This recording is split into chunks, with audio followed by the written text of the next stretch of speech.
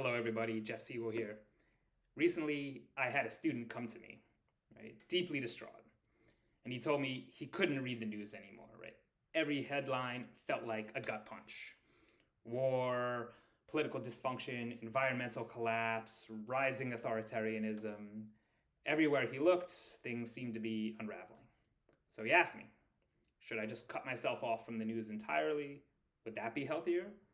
Or would I be turning a blind eye, willful ignorance? And I think that's a question that many of us wrestle with. When the world feels like it's on fire, what do? Do we step into the flames or do we turn away? So I want to offer a way forward, right? Not through disengagement, not through apathy, but a way of engaging with the world that protects our mental health and allows us to participate in it. A way to stay informed and stay sane. So I think to start, we need to challenge the question. This isn't just about whether you should read the news or not. The deeper question is, how do I engage with the world without being overwhelmed? We need to recognize that the news is not neutral, right? But before we even go there, let's just talk about something basic. What are you feeding your mind? Right? There's a saying in computing, garbage in, garbage out. And I believe this applies to your body and your mind too. If you eat ultra-processed junk food every day, don't expect robust health. If you consume ultra-processed junk headline media every day, don't expect wholesome, happy thoughts. Most of what enters our minds is not original, it's fragments of other people's thoughts. So it creates this chaotic mix of headlines, social media opinions, emotional reactions. They lodge ourselves in our consciousness. And if we're not deliberate about what we consume, right, we turn our minds into a junkyard for other people's fears, biases, and anxieties. So the real skill isn't deciding whether to read the news, it's deciding how to engage with it, right, in a way that serves you rather than poisons you. And so we need to examine the cost of engaging versus the cost of disengaging, because both come with trade-offs. Right? As you know, engaging with the news helps you stay informed, but can also lead to anxiety, anger, despair. Disengaging, on the other hand, it protects your peace, but it can lead to apathy, to ignorance. Right? So here's the real issue. Most people don't read the news to think. They read the news to confirm what they already believe. And there's a famous quote that most people don't think critically, they simply rearrange their prejudices. Scrolling headlines, skimming articles, reading social media reactions, this is not critical thinking, it's consumption. And most of the time, it just reinforces what we already feel. So we need to stop passively consuming information. We need to start actively engaging with it. And this gets to this principle of titration, engaging at the right level for you. This is exposing yourself to news or any stressor in this kind of small, controlled way rather than all at once. It's like stepping into cold water. If you dive in head first, you're going to be shocked. You're going to be overwhelmed. But if you dip your toes in and then dip your ankles in, right, dip your legs, you slowly adapt. So you can do that with news. You can set limits. You can choose trusted resources. Here's a good maxim. Seek depth over drama. And try to read when you're in a calm state. And I know that's really, really hard because for myself, I'm most likely to consume the news when I'm already stressed. Right? I'm scrolling on my phone as a way to escape some other thing going on in the day, to take a break from the pressure of life. And the problem is then I'm just throwing stress onto an already stressed system. And here's the key insight. Your nervous system was never designed for this. All right, the 24/7 global news cycle is not what we were evolved for. Because most of history, our world was local, it was linear, and it was lunar. And change happened gradually over weeks and months, and you basically only knew what was happening in your immediate community. And now the world is non-local, is non-linear, it's instantaneous. And our phone delivers this never-ending stream of crises from every corner. Right? And so our nervous system's reacting to disasters that we can't control. And meanwhile, our immediate environment, right, might be really safe. And this creates this dissonance because now there's this mismatch between our human biology and this modern information overload. So if you're feeling overwhelmed, right, like you're not weak, you're just human. And we need to understand media's emotion and our role in shaping our emotions, right? It's designed to capture our attention, not necessarily to empower us. And there's an old saying in journalism that I love: comfort the afflicted and afflict the comforted. Media thrives on this. It thrives on fear and outrage.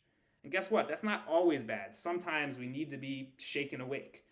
Right? But if all we do is get stuck in the cycle of fear and anger, we get stuck. So we need to ask yourself, right? Are you being informed or are you being emotionally hijacked? Is this helping me make sense of the world, or is it making me just feel more helpless? And that means asking who benefits? Who benefits from a story being framed a certain way? And start questioning what's missing from this narrative. Start looking for other opinions.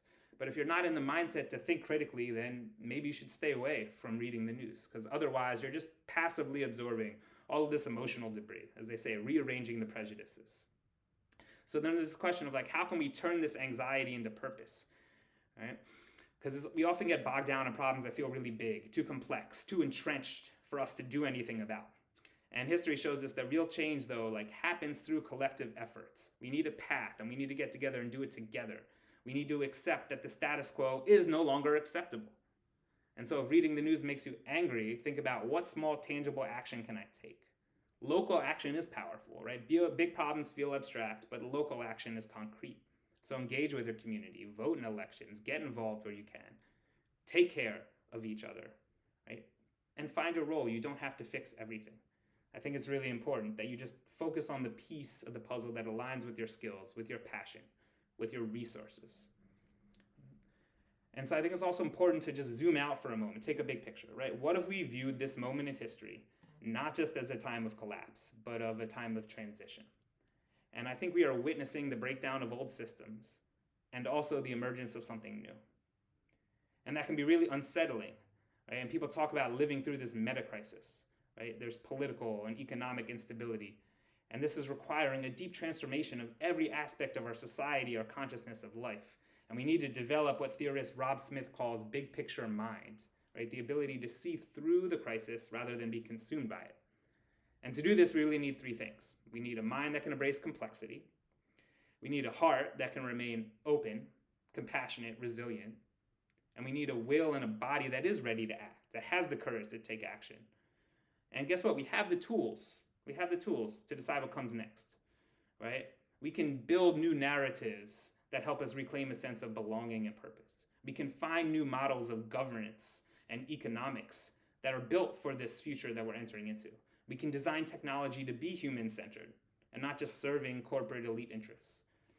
Right? And so we need to get together, because every time that we face a crisis, right, transformation is built by people who play their part. And some people are thinkers, some people are builders, some are healers, some are organizers, right? So once you find your role and you help others also find theirs, right, this can help us come together. And as activist and writer Valarie Kaur says, right, courage is contagious, compassion is contagious. And we see this time and time again when disaster strikes. And I know during the recent LA fires, right, when homes, neighborhoods, they were reduced to ash, people didn't wait around for institutions to save them. They might never come, right? They clothed each other, they fed each other, they housed each other. Right? There are mutual aid networks, shared resources, the people starting to rebuild together. And this is what we do as human beings, right? When the structures around us start to fail, we must not fail each other. And so the news, right, might tell you that the world is breaking, and it might be. But if you look closer, you're also going to see something else. You're going to see people showing up, taking care of each other, sharing what they have, refusing to abandon this common humanity. And this is the world that's possible.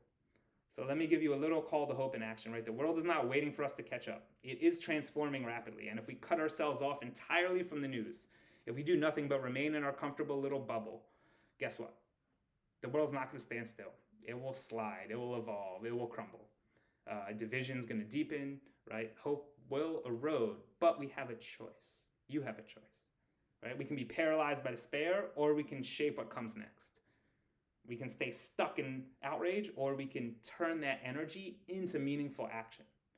We can retreat in fear, or we can step forward with courage, with compassion. And the world needs people who are not just reacting to the news, but they're actively creating the future. So if you're feeling overwhelmed by reading the news, remember, you are not alone. You are not powerless. You are not here by accident.